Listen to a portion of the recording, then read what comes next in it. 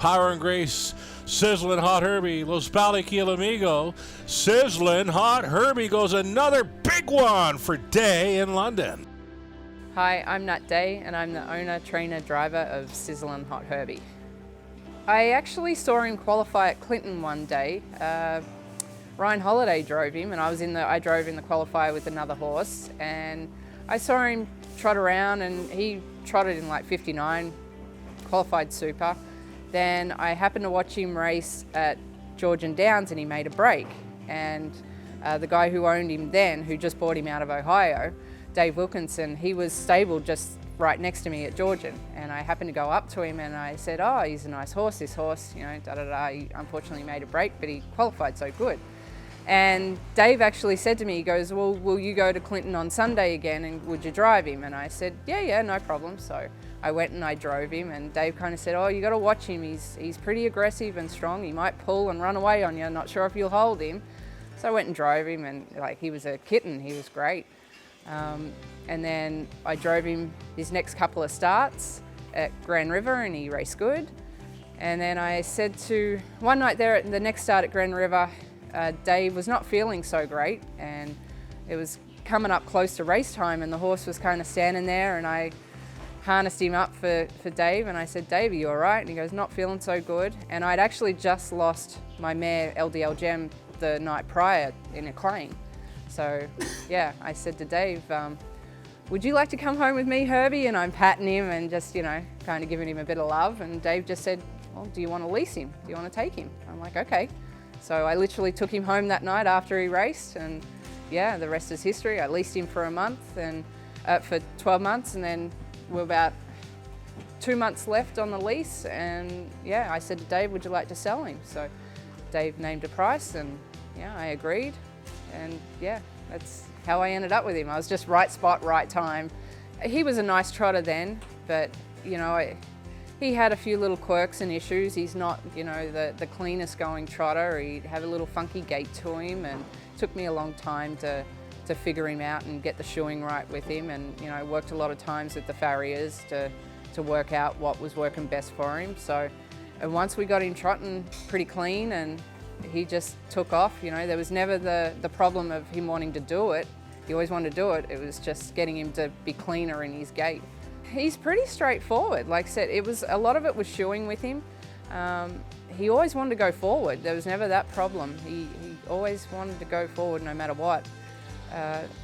Vet work, did a little vet work on him, worked out where the main spots are with him, and yeah, basically look at his hocks, and that's pretty much all you do. You just keep on top of them and make sure they're nice and good to go and clean, and he's happy with that. So he doesn't really like to be poked and jabbed with things, so I try to not mess with him too much. He's one of them, keep him happy and he'll give you everything all day long. But if he gets sour, yeah, he can be quite sour when he wants to be. But yeah, a lot of outside time and just a lot of loving and throwing carrots at him, and yeah. There's only been one other driver that's driven him for me since I've had him in the 3 years, and without a doubt, the horses know you. When you're around them 100% of the time and you're driving them and you're training them and you know everything about them, you know the ins and outs. I mean, I can tell another driver how he likes to be driven best, but there's nothing like the horse going for you. You just know when you have to pull him, you know when you just sit there and go, you know what, not this week, we're going to struggle in this week, or you know, I've got to make a move before those ones on the front end get too far ahead of me. And it's without a doubt, these horses know you more when you're hands-on like that. They can sense you before you sense them. How he races is what he's like at the barn. He's just all business, just straightforward, quiet, like he's you know, no trouble at all. He's just kind of just wants love. He's a big puppy dog. He just likes being loved on.